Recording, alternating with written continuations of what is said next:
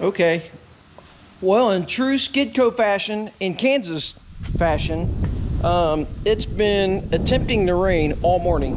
It was supposed to rain yesterday and it didn't. I did some running around. Anyways, you guys don't care about that. But now, since we've got the truck jacked up, it's not jacked up much, but I've got to pull the right tire off, right set of tires on the rear. Got a jack stand under it. I got the old man piece of OSB there because, I don't know, rock kind of hurts your, hang on, you got a raindrop on you. Rock kind of hurts your knees a little more when you get older. But this is what we're doing today. And I have a new tool. So I was worried that my 1/2-inch impact would not pull the lug nuts and tighten the lug nuts down enough on the dump truck. I've been looking at some 3/4-inch impacts and I couldn't decide. I've got decent size air. I've got 175 PSI. Let's just go look at it. My CFM, well, I thought it had a sticker on it. Sticker on it over here. Max, it's got 15.6 CFM at 175 PSI. So it's decent air. I don't have big shop air like 25 gallon or CFM or something, but anyway, so I thought sometimes I have to go work on stuff in the field. Let's get a cordless.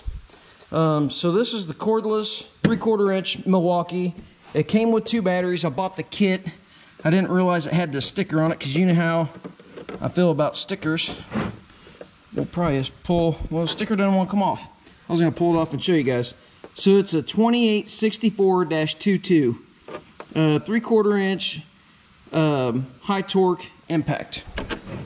And if you look at the specs, I mean, they're pretty close, or they're above what like an Ingersoll Rand would be.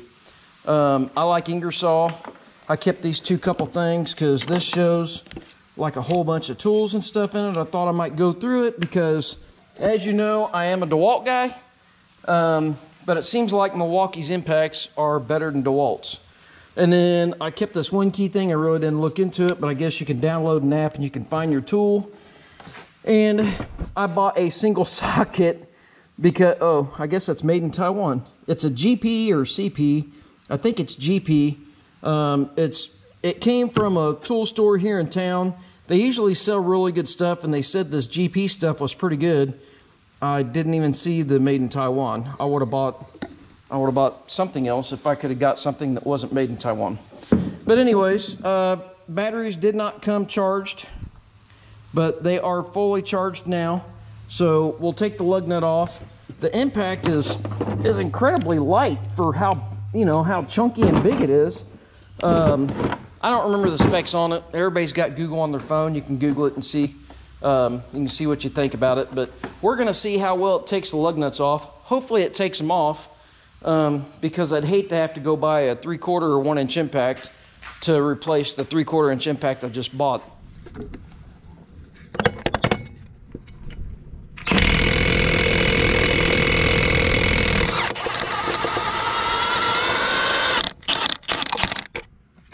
Okay, so did you see it slow down there? So if you see, well, I guess you can't see, there's little numbers right there. Setting 4 is the same as setting 3. Let me change it here. So that was setting 4. This is setting 3.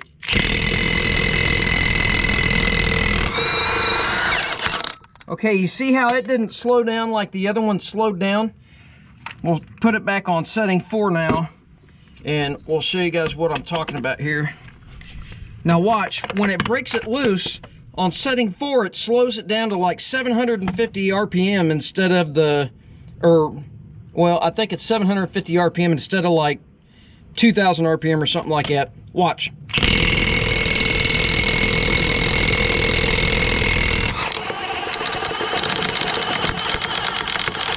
I mean, that's actually kind of nice. I'm not used to anything like that. Usually it's got the same torque on it as, or the same RPM as it does when you're pulling it off, but those came off really well.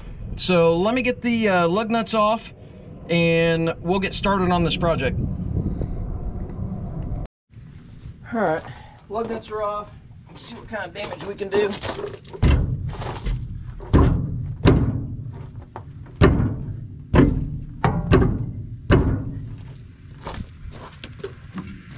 Looks like it's loose. Well, it looks like I need to lift the jack up a little bit. What's going on? Huh.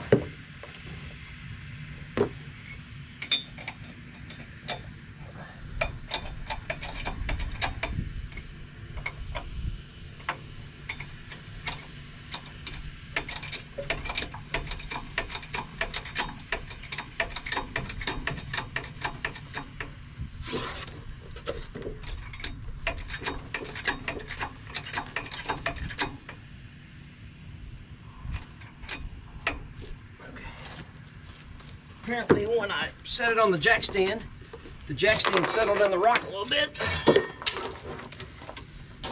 Should have moved that over there. Rock is not fun to work on.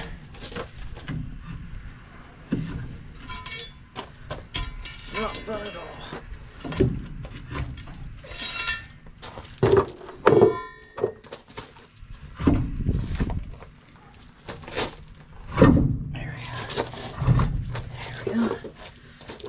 Can you guys see what I'm doing here? Kind of trying out some new mounts. So bear with me. All right. Well, at least the rain's picking up a little bit. That's exciting.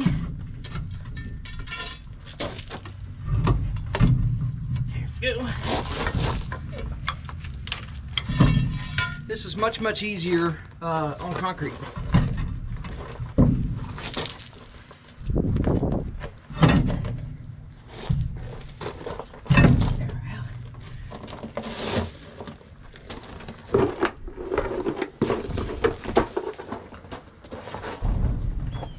Dude out of the way. Please move. Oh yeah.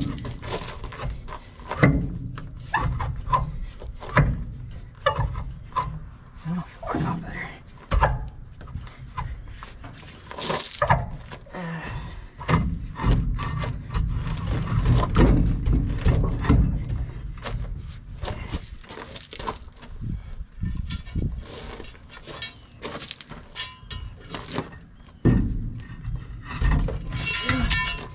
Love my rock bar.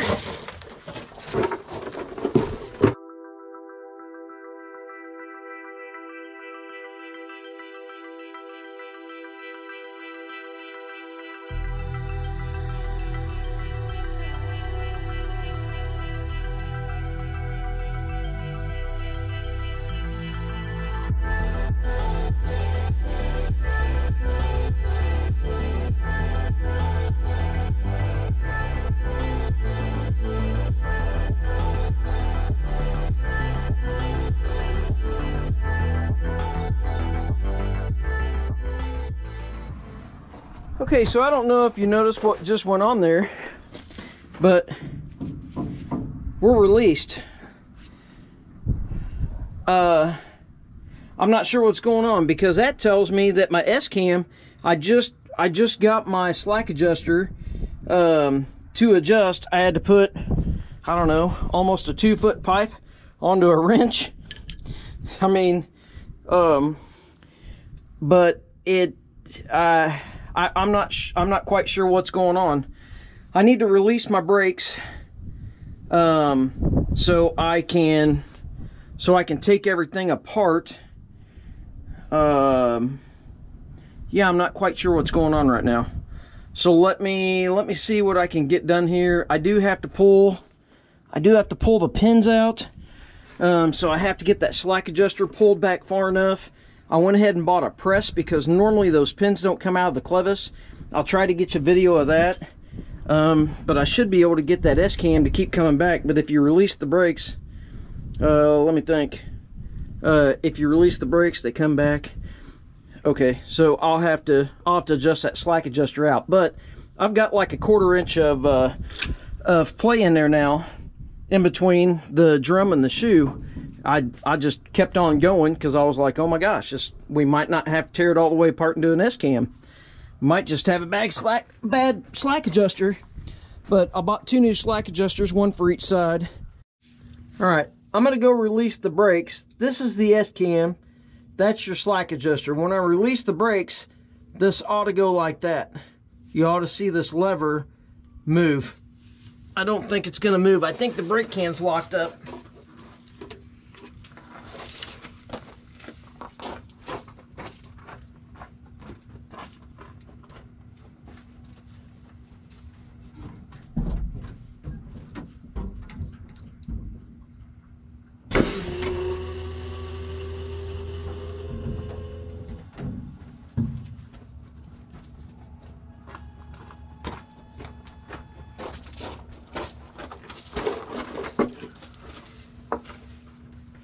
Yeah, it did not move.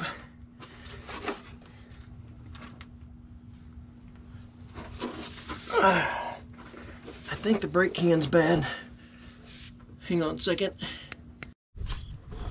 Well, hopefully you can kind of see what's going on. This pin press, you're not supposed to have to pull the cotter keys, but my thought is if the cotter keys weren't in there, maybe it would go a little easier. So I'm gonna pull the cotter keys out. This is the small pin. It's not moving. And here's the larger pin. And this is the slack adjuster's all the way back. It won't go back anymore.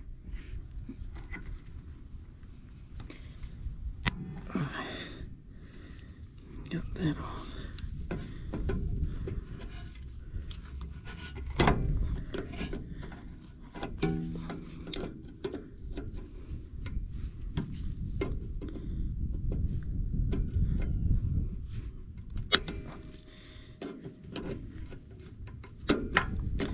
In true form, you guys get the best seat in the house. I've got a camera mount like trying to poke my eye out right now because I've got to get in there, but I'm trying to get you guys a shot on what we're actually doing there. I don't know if I'll be able to get that cotter key out.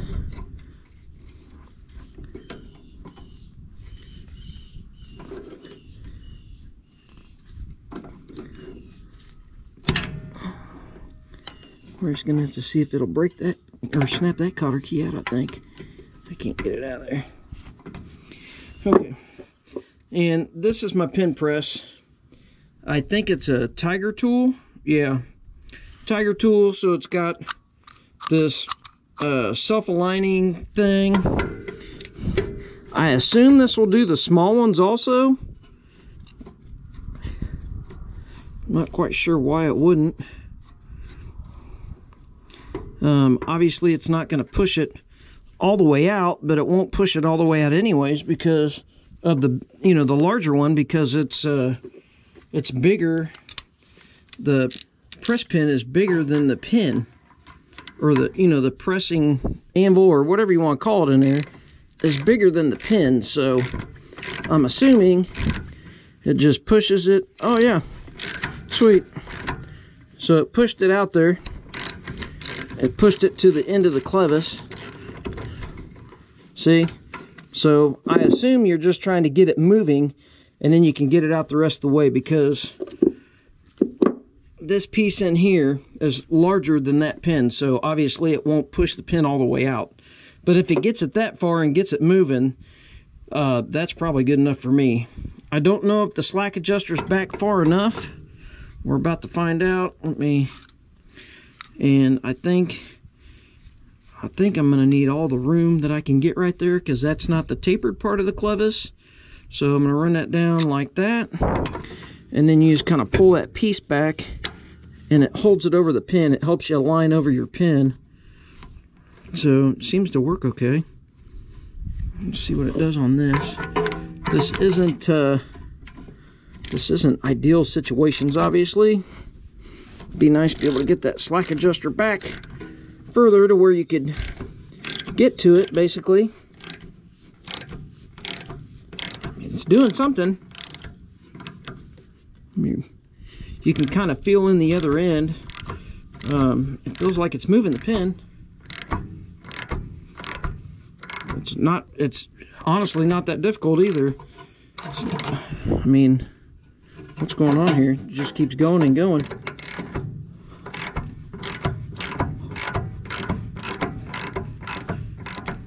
I do have a pair of vice grips on the brake can.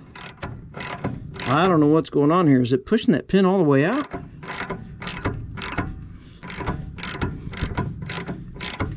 Maybe it's pushing the pin all the way out. It looked like that anvil piece was too big to do that, but it just keeps going and going and going here, so...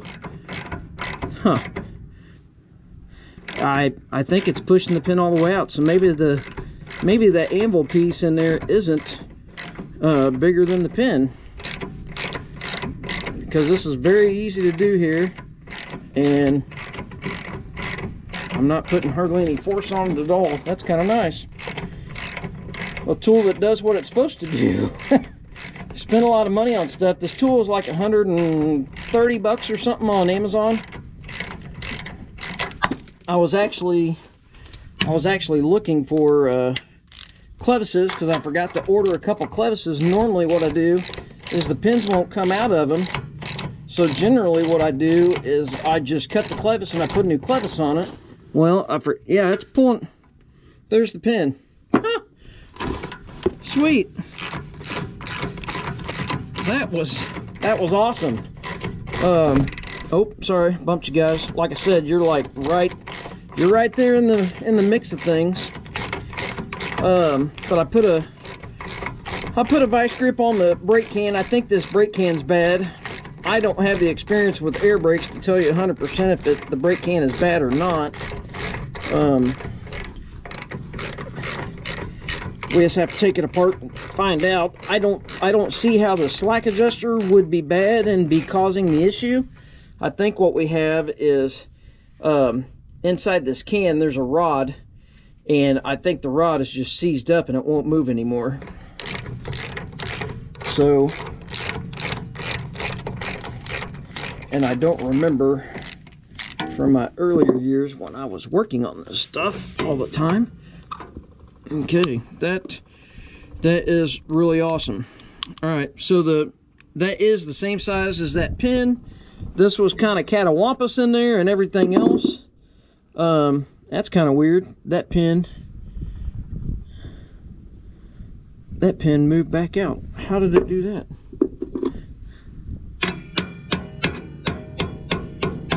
Oh, but that'll come out. Yeah. Not the proper tool to do so, but we'll get it out with it maybe. Oh yeah. Come on all the way out there. It's almost out. I'll have to go get an actual pair of pliers. Nope, no I won't. There's that pin. So that generally doesn't happen for me. Would I recommend this? Absolutely. That was nice. I have tapped on these things, beat on these things before, everything else, and I've never had it work like that. And that tells me there that our S-cam is not bad. I'd say our problem is our brake can, but if I release this and that rod goes in, it has something to do with the slack adjuster. So let's see. Nope. I'd say bad brake can because that did not move. Okay. I mean, fair enough.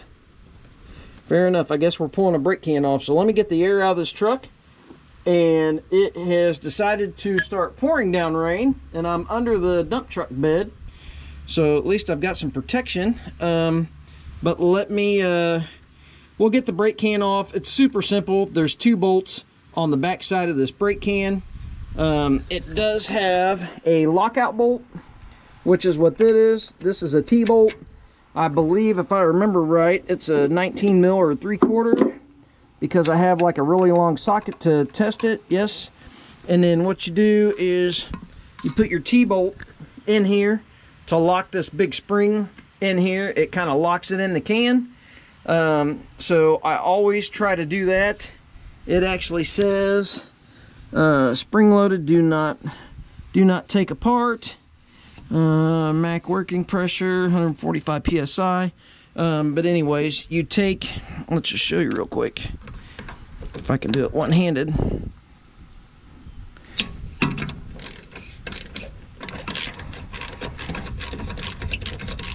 You have to have a ratchet wrench or a really long socket. Oh boy. Yeah, it's starting to come down pretty good. Pretty good. It's good. Use your snap-on ratchet slash hammer there. These things are extremely dangerous. Okay, so that is your T-bolt. And it is locked in. You put it in and turn it, and it'll actually lock in to the internal shoulder in there. And I actually have like an extra deep, hang on a second, let me get you guys somewhere. It's not in my hand, so I can kind of two-hand this. I don't remember. I think as long as it's on the shoulder there, inside, that you're good. Just trying to keep some pressure on it so the bolt doesn't slip out.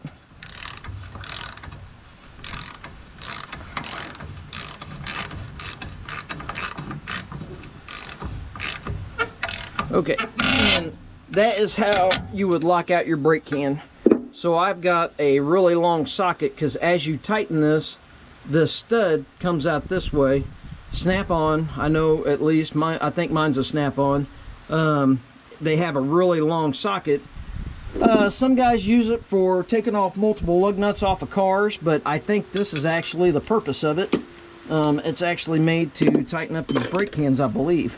But anyways, I guess I got to get all my electronic stuff drug into the shop real quick, because it is raining pretty good, even though I can't tell besides looking at it. I'm under my dump truck and it's actually nice. I really don't want to get out and try to run to the shop, but we have to, because we need to get more tools to pull the brake can off, and I got to release all the air out of the truck. So I'm gonna go pull the cord for the tanks so I can drain the tanks. It'd be a good time to drain the water out of them anyways. We'll tighten this up a little bit and we'll unbolt the brake can, and you have to take your brake lines off. Your air lines over here, you got a service side and a release side. I'll take the air lines off of it and make sure I read it, which side's what, before I take it apart, so we don't hook it back up backwards, I believe, if I remember correctly. Alright. I swear to you, I'm not sponsored by Milwaukee. I really do like this one though. It's got the little screwdriver on the end of it. I'm sick of climbing up underneath the truck. I need to cut that at those at the spots where it is crimped anyways. Let's see, I don't think that side's got any air left either. There we go. And actually that'll help mark that, I guess. I'll leave that on there, but that is spring side, that's service side. So let's see. I don't know if I can even contort. Nope, I'm gonna have to get down there with you guys again. Every time I get down there, my feet hang out, I get wet. It's raining pretty good, but we're almost done. At least getting it apart. Okay.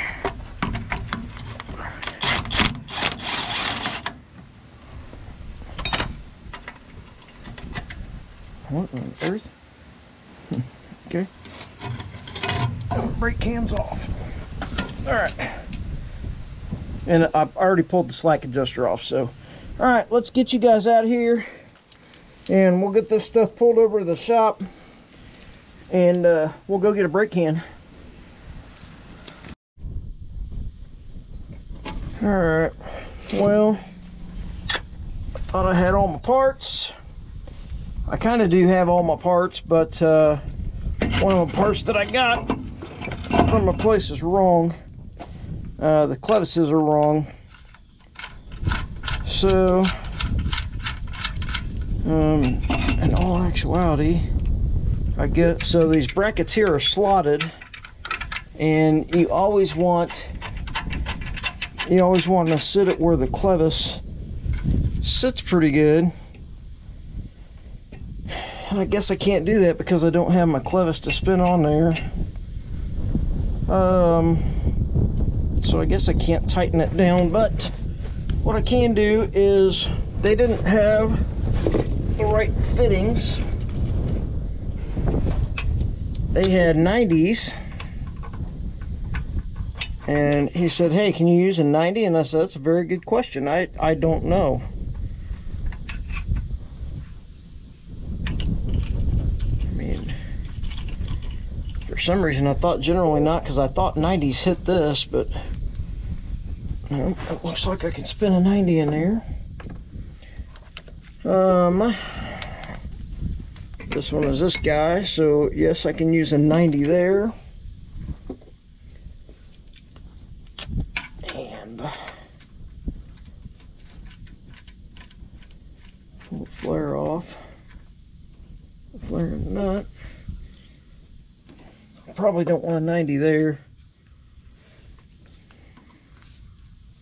It's going to be right up against that housing.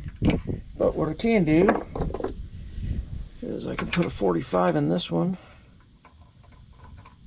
One of my 45s was okay. The other one, the insert, the line stiffener in there came out of it. A little stiffener. It came out of the other fitting. Obviously, I'm going to tape these up. I just wanted to make sure that I could, I mean, obviously a 45 will work there, but I was worried about the 90 here, but shouldn't be a problem. That'll actually give me a little more line. So, that's what we'll do. Let's see if,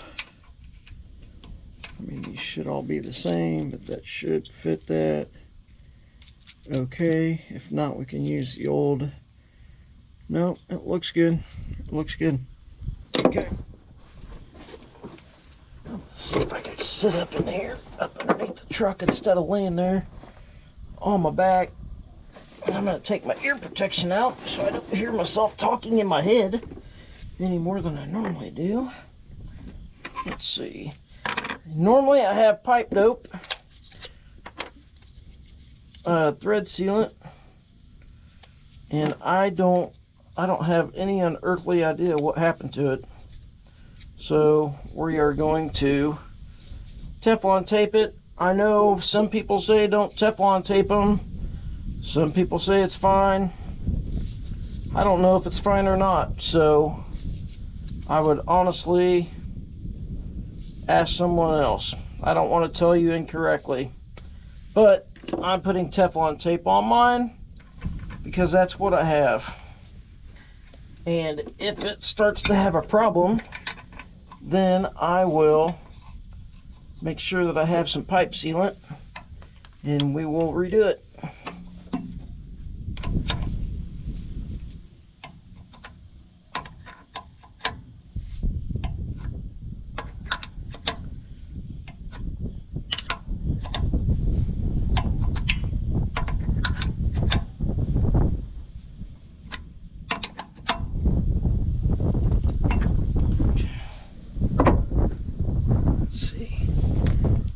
Is it gonna have air on it?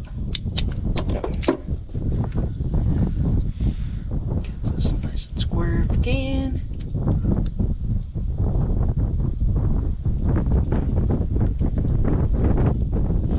It's not square. That's nice and square. Alright.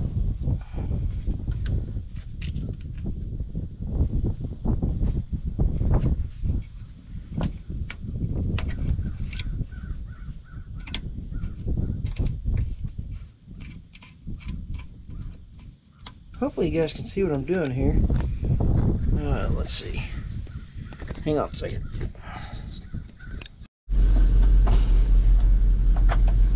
You want to go on a test drive? Sure you do. Whew. She stops. I already checked it. I already checked to make sure the brakes were working correctly, but I hadn't hit them as I'd moved yet. I put it in reverse and tried to drive with the brakes on, and it wasn't going nowhere. So let's see.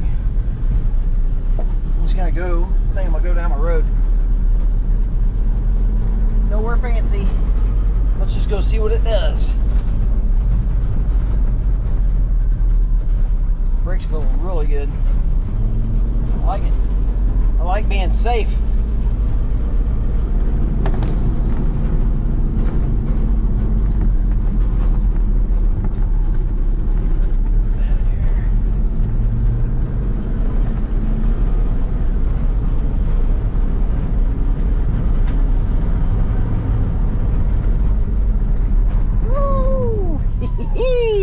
I'd say we stop.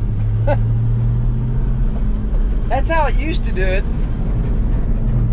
It used to stop like that, and then you could tell that something was wrong with it when that brake can was locked up. I don't mind this old truck, but I am kind of looking at a different one. But